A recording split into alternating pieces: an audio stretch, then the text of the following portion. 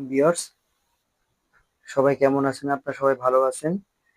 তো এটা কাটতাছি হইতেছে গিয়া আস্তরওয়ালা কামিজের আস্তর। তো আসলে আমরা মনে করি যে আস্তরওয়ালা কামিজগুলো অনেক কঠিন, আর জর্জেটের জন্য আমরা অনেকে ভয় পাই কাটার জন্য। আসলে ভয়ের কোনো কিছু নাই।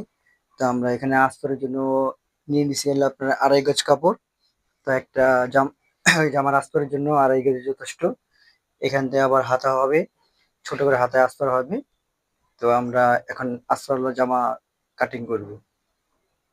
প্রথমে একটা ডাবল একটা ভাঁজ নিয়ে দিলাম এরকম করে, দুইটা হলো পাড়ের সাইড। তো এরকম করে ভাঁজ করে নিয়ে সুন্দরভাবে দুইভাবে ভাঁজ করে নিয়ে সুন্দর করে এরকম ভাঁজ করে নিব। তো সুন্দর করে ভাঁজ করে দেওয়ার পরে কামিজের ঘেরটা হয়ে গেছে গিয়া 28 ইঞ্চি আমরা মাপ দিব। এখান থেকে টোটাল কাপড় নিব 16 ইঞ্চি কাপড়।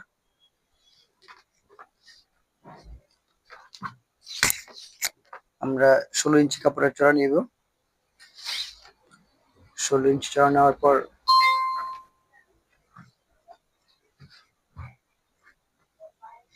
কামিজটাকে ভাঁজ দেবো। ভাঁজ দিয়ে একটু হালকা আয়রন দিয়ে ভাঁজ করে নিব সামনের সাইডটা।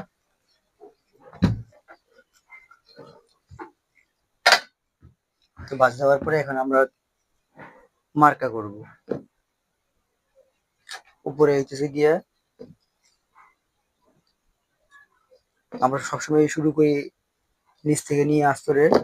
তো এই কারণে নিচে একটা মার্জিন করব আমরা, সেলাই জন্য একটা মার্জিন দিব। তারপরে জামার লম্বা যদি হয় 45-40 অথবা 43-44, তাহলে আস্তরটা সবসময় 2 ইঞ্চি আমরা শর্ট কাটি।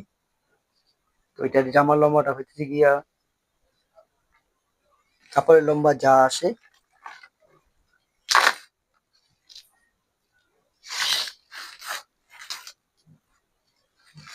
এটা কাপড় লম্বাটা হইতেছে 40 ইঞ্চি। তো এখন আমরা 2 ইঞ্চি কম কাটবো 38। 38 এই যে লম্বা, হাফ ইঞ্চি উপরে সেলের জন্য।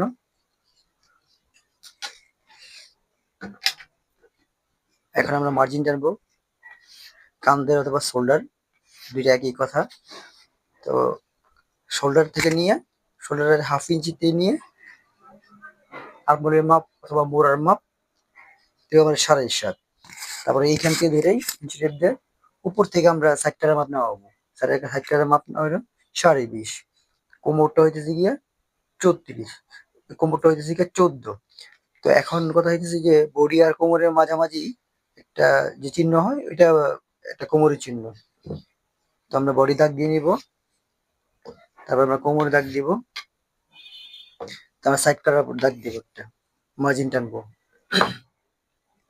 মার্জিন টেনে এখানে বডির মাপ ধরবো। বডির মাপ হইতেছে গিয়ে 44-এর 4/1 11, কোমর 36-এর 4/1 9, হিপ 44-এর 1/11। তো এইভাবে বডি মাপ আমরা দাগ দিলাম। এখন ঘেরের মাপ 28, 28-এর অর্ধেক 14। কাঁধের জন্য এটা তো বটনি গলা, তো কাঁধের জন্য ফার্স্টে ডিপ দিলাম আমি, ভিতরে ডিপটা দিলাম 4 ইঞ্চি। আর সিঙ্গেল শোল্ডারের মাপটা হইতেছে গিয়া 3 ইঞ্চি পরিমাণ, আর হাফ ইঞ্চি সেলাইয়ের জন্য। টোটাল বটনি গলা হইলে আপনার 15 ইঞ্চি শোল্ডার দিলে হবে, আর হাফ ইঞ্চি সেলাইয়ের জন্য সেটা 44 ইঞ্চি বডির ক্ষেত্রে। যদি 40 অথবা 38 বডি হয় তাহলে সেই ক্ষেত্রে শোল্ডারে 13 দিলেও হবে, 13 13.5 দিলেও হবে। এখন এখানে শোল্ডারের মাপটা হইতেছে কি 8। তো আমি সমান সমান করে 8 ধরবো, 8 ধরে 8.25 দিব, মানে 2 সুতা বাড়াই দিব। তারপরে এই শোল্ডার থেকে নিয়ে এই বডির যে সমান সমান দাগ দিয়েছি সময়টা স্কেল দিয়ে মার্জিন টানবো। টানার পর শেপ কাট দিয়া এই বডি থেকে নিয়ে কোমর পর্যন্ত একটা পয়েন্ট, একটা শেপ করব। আর কোমর থেকে নিয়ে হিপ পর্যন্ত একটা পয়েন্ট, একটা শেপ করব। আর হিপের থেকে নিয়ে গিয়ার পর্যন্ত একটা পয়েন্ট আমরা সোজা সোজা করে সুন্দর করে দাগটা দিব, শেপটা দিয়ে দিব। দিয়ে দেওয়ার পর মোড়া আমরা সুন্দর করে একটা রাউন্ড করে দিব। এখন আস্তরে আমাদের মার্কা শেষ, এখন আমরা কাটিং করব।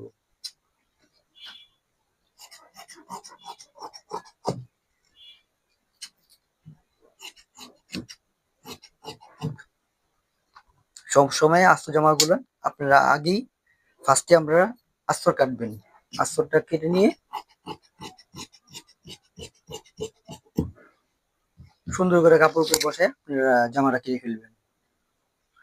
যে মোড়া মাপ রইতেছে গিয়া 18.5, এটা পারফেক্ট মোড়া। 44 ইঞ্চি বডির জন্য 18.5 পারফেক্ট মোড়া। মানে কামিজ এই মাপে মোড়াটা দিলে লুজও হবে না মোড়া, আবার টাইটও হবে না। তা আসলে আমার ভিডিওটা বানানো নতুনদের জন্য, যেন আপনারা খুব সহজে আস্তর জামা কাটতে পারেন। আর ভিডিওটা একটু লং হলেও আপনারা মনোযোগ সহকারে দেখবেন, কারণ আপনারা যদি সময় না দেন তাহলে আপনারা তো শিখতে পারবেন না। আর এই ভিডিওটা ভালো লাগলে আপনারা সাবস্ক্রাইব করবেন, লাইক ও শেয়ার করবেন। আমি চেষ্টা করব আপনাদের ভালো ভালো ভিডিও দেওয়ার জন্য। আমাদের আস্তর কাটা শেষ, এখন হলো বডির কাটা। এটা একটা পাকিস্তানি ড্রেস, দামি একটা ড্রেস। তো আপনারা চাইবেন সুন্দর করে কাটার জন্য, আর চেষ্টা করলে আপনারা সুন্দর করে কাটতে পারবেন। আসলে দামি জামা বলতে যে সুন্দর হবে না তা না, আর মনে কোনো ভয় রাখবেন না আপনারা।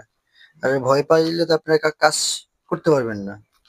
তো চেষ্টা করবেন যে আস্তর জামাগুলা সুন্দর করে কাটার জন্য। সুন্দর করে কাটিং করলে সেলাইটা সুন্দর হবে। আমরা ফার্স্ট টাইম বডি বসালাম, সামনের পার্ট বসালাম।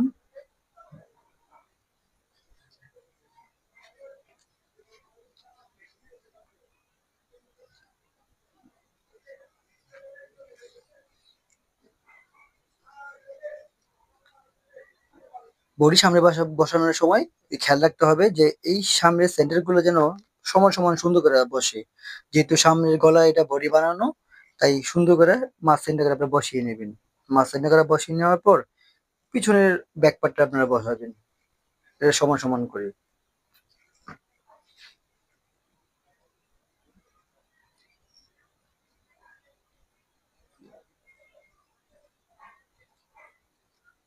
যদিও ভিডিওটা লং হয়, আপনার টেনে টেনে দেখবেন না, আপনারা ফুল ভিডিওটা সুন্দরভাবে দেখবেন, কয়েকবার দেখলেই আপনারা শিখতে পারবেন। তা আমি ট্রাই করবো যেটা সুন্দর করে দেখাতে পারি আপনাদের।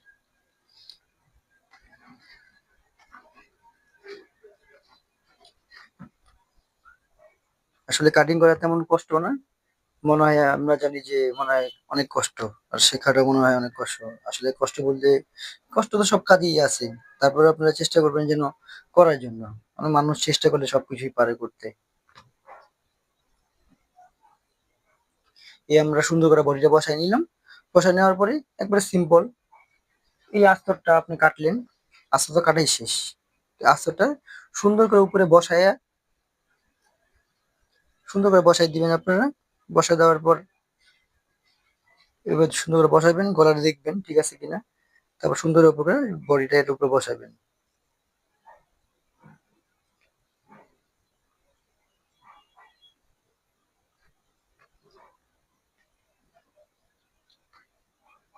বডিটা সুন্দর করে বসাই আপনারা সুন্দর করে মাপা মাপে আপনারা কেটে ফেলবেন। এই যে আমি আস্তরটা বসালাম অরিজিনাল কাপড়ের উপরে, আর উপরটা এটা হচ্ছে আস্তর। সুন্দর করে আমি এর উপরে রেখে সমান সমান করে এর উপরে কেটে ফেলবো এখন।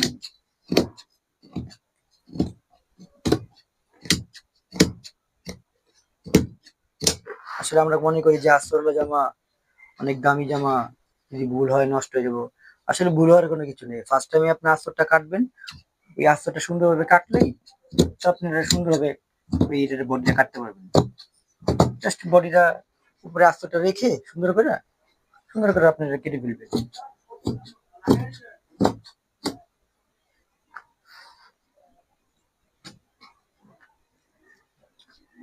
আমার বডি কাটা শেষ, এখন আস্তরের জন্য আমি চিহ্ন দেব।